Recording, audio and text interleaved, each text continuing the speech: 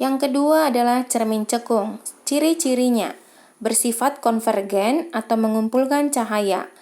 Nilai titik fokusnya itu bernilai positif, lalu memiliki 4 ruang, 3 di depan cermin dan 1 di belakang cermin. Sinar-sinar istimewa yang dimiliki cermin cekung. Sinar datang sejajar sumbu utama akan dipantulkan melalui titik fokus. Ini gambarnya yang bagian A.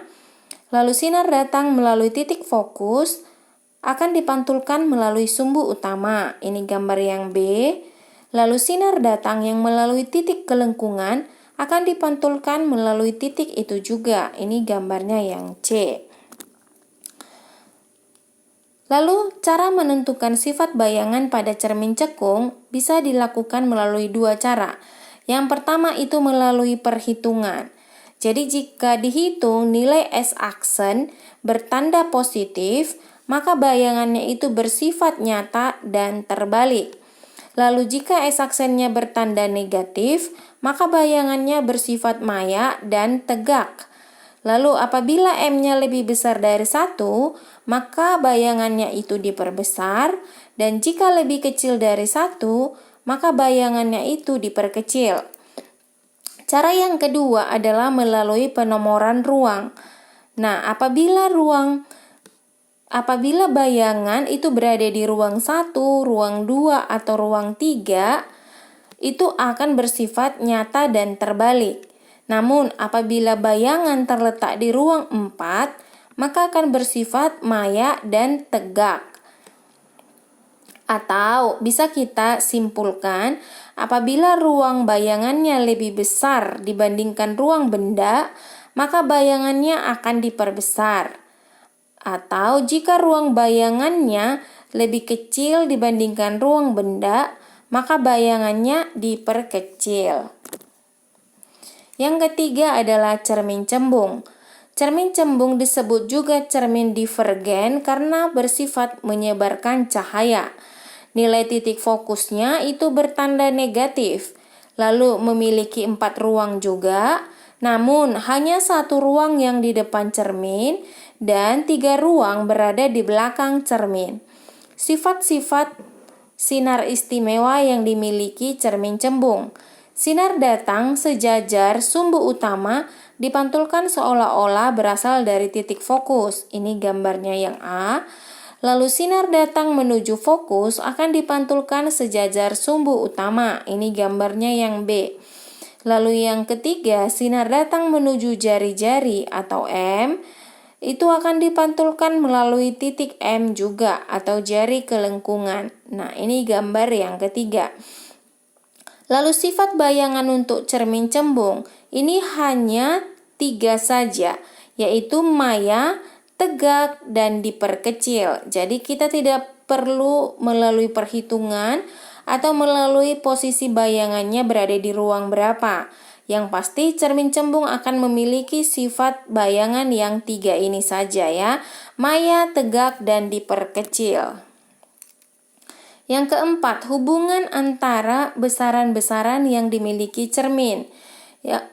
Yang pertama adalah 1/F, ini dirumuskan dengan 1/S ditambah 1/S aksen. Atau F itu sama dengan R/2. Lalu rumus M atau perbesaran adalah, ini mutlak, tanda mutlak ya garis, artinya perbesaran itu selalu bertanda positif. Rumusnya S aksen dibagi S atau H aksen dibagi H, di mana F adalah fokus cermin, M itu adalah perbesaran, S aksen itu jarak bayangan, S jarak benda, R jari-jari kelengkungan, H aksen tinggi bayangan, dan H adalah tinggi benda. Kita bahas soal-soal berikut. Nah, sebuah benda memiliki tinggi 6 meter. Berarti kita bisa menuliskan yang diketahuinya tinggi. Tinggi lambangnya H, 6 cm. Berada di depan cermin cekung yang berjari-jari 30 cm. Nah, jari-jari kelengkungan itu R, besarnya 60 cm. Bila jarak benda ke cermin 20 cm, jarak benda dilambangkan dengan S, yaitu 20 cm. Maka tentukanlah jarak bayangan. Ditanya, jarak bayangan itu S aksen, lalu perbesaran bayangan itu M, lalu tinggi bayangan itu H aksen, dan yang terakhir sifat bayangannya apa. Oke, kita akan cari satu persatu. Nah, untuk mencari S aksen, tadi ada rumusnya bahwa 1 per F itu sama dengan 1 per S ditambah 1 per S aksen. Nah, S-nya ada tersedia diketahui, tapi fokus tidak ada. Berarti kita harus cari dulu. Ingat tadi juga rumusnya bahwa fokus itu sama dengan R dibagi 2. Berarti kita bisa hitung karena R-nya diketahui. 60 cm dibagi 2. Berarti F-nya adalah 30 cm. Oke, kita dapat nilai F-nya atau fokus, berarti kita bisa hitung sekarang. Jadi 1 per 30 sama dengan 1 per S. Berarti 1 per S-nya 20 ditambah 1 per S aksen. Yang ditanya adalah S aksennya. Oke, berarti ini kita pindahkan ya yang 1 per 20 ke kiri. Berarti 1 per 30 dikurang 1 per 20 sama dengan 1 per S aksen. Samakan penyebutnya yaitu 60. 60 dibagi 30 hasilnya 2 dikali 1. Berarti tetap 2 dikurang. 60 dibagi 20 hasilnya 3 dikali 1 yaitu 3. Sama dengan 1 per S aksen. 2 dikurangi 3 itu negatif 1 per 60. Sama dengan 1 per S aksen. Maka ini kita putar. Jadi 60 negatif 60 per 1 sama dengan S aksen per 1. Ini habis ya. Jadi dapat nilai S aksen adalah negatif 60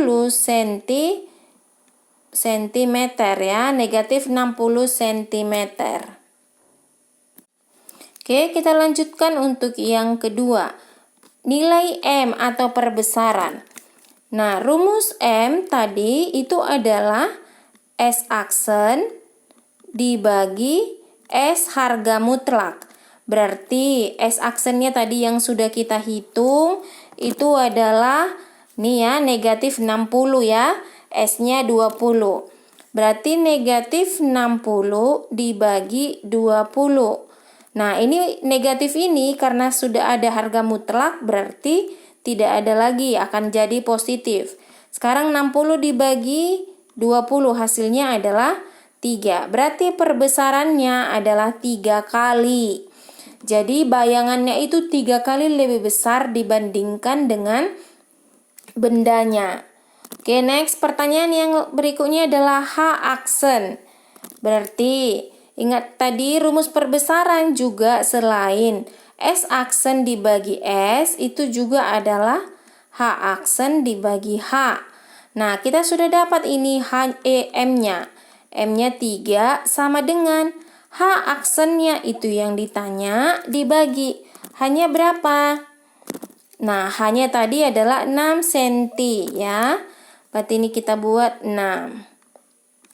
Oke, karena di sini semuanya positif berarti bisa kita keluarkan dari harga mutlak. 3 sama dengan H aksen dibagi 6. Lalu ini kali silang. Jadi 3 dikali 6 sama dengan H aksen. Atau H aksennya sama dengan 3 dikali 6 itu adalah 18 cm. Berarti ketinggian bayangannya adalah 18 cm. Yang terakhir pertanyaannya adalah sifat bayangannya. Apa aja sifat bayangannya? Lihat tadi S aksennya kan bertanda negatif ya. negatif 60. Nah, negatif ini artinya itu bayangan bersifat maya. Lalu yang kedua, M-nya itu 3. 3 kali itu berarti bayangannya diperbesar. Jadi sifatnya bayangan itu diperbesar. Lalu yang ketiga, apalagi sifatnya? Ini negatif, tadi maya. Kalau maya itu berarti bayangannya berada di mana? Berada di belakang cermin. Oke, selain untuk tanda negatif ini menentukan maya, berarti bayangannya juga itu bersifat tegak. Jadi ini ya, ada 3 sifat bayangannya. Kita lanjut contoh yang kedua. Benda setinggi 10 cm. Itu berarti diketahui tinggi itu lambangnya H, 10 cm. Berada di depan cermin cembung. Ini cermin cembung ya. Ingat tadi cermin cembung itu adalah cermin yang bersifat negatif titik fokusnya. Memiliki jari-jari 80, berarti R-nya 80 cm. Kita langsung tentukan saja dulu fokusnya. Fokus itu R per 2, berarti 80 per 2, yaitu 40 cm. Nah, karena ini cermin cembung, berarti fokusnya kita harus tambahkan tanda negatif ya. Jangan lupa, kalau cermin cekung itu positif, kalau cermin cembung itu negatif. Nilai siapanya? Nilai fokusnya. Lalu, bila jarak benda, berarti jarak benda itu S, 60 cm. Maka ditanya apa saja letak bayangannya. Berarti letak bayangan itu adalah S aksen, perbesaran itu adalah M, tinggi bayangan itu adalah H aksen. Sekarang kita cari satu per satu. Nah, untuk mencari S aksen berarti kita gunakan rumus 1 per F sama dengan 1 per S ditambah 1 per S aksen. 1 per F berarti negatif 1 per 40 sama dengan 1 per S-nya itu 60 ditambah 1 per S aksen. Ini kita pindahkan, berarti negatif 1 per 40 dikurang. Kalau pindah tandanya berubah ya, ini kan 1 per 60 positif. Berubah karena pindah ke kiri menjadi negatif. 1 per 60. Jadi sama dengan 1 per S aksen. Kita samakan penyebutnya yaitu 120. Nah, ini negatif tetap. 120 dibagi 40 itu 3. 3 dikali 1 hasilnya 3. Dikurang 120 dibagi 60 itu 2. 2 dikali 1 hasilnya 2. Ini 1 per S aksen. Oke, ini kita selesaikan. Minus 3 dikurang 2. Berarti itu hasilnya minus 5 per 120 sama dengan 1 per S aksen. Kita putar. Jadinya 120 per minus 5 itu sama dengan S aksen per 1. Oke, 120 dibagi 5 itu hasilnya adalah 24. Berarti S aksennya itu adalah negatif 24 cm. Lalu yang kedua, nilai perbesarannya. Nilai perbesaran itu dirumuskan dengan mutlak S aksen per S. Berarti sama dengan berapa tadi nilai S aksennya? S aksennya itu minus 24, lalu S-nya 60. Berarti minus 24 per 60. Nah, negatifnya ini karena ada mutlak berarti jadi positif. Berarti tinggal 24 dibagi 60. Kita kecilkan sama-sama dibagi 12. 24 dibagi 12 itu 2. 60 dibagi 12 itu 5. Jadi M-nya adalah 2 per 5. Nah, 2/5 itu berarti diperkecil ya. Jadi bayangannya itu nanti diperkecil. Lalu yang ketiga ditanya adalah H aksen. Berarti kita rumus perbesaran juga yang digunakan, yaitu H aksen per H. M-nya kita sudah hitung yang ini ya. 2/5 sama dengan H aksennya itu yang ditanya dibagi hanya berapa? Ini hanya 10 cm. Berarti kita buat di sini 10. Oke, H aksen dengan 10 positif dua-duanya. Berarti bisa kita keluarkan saja.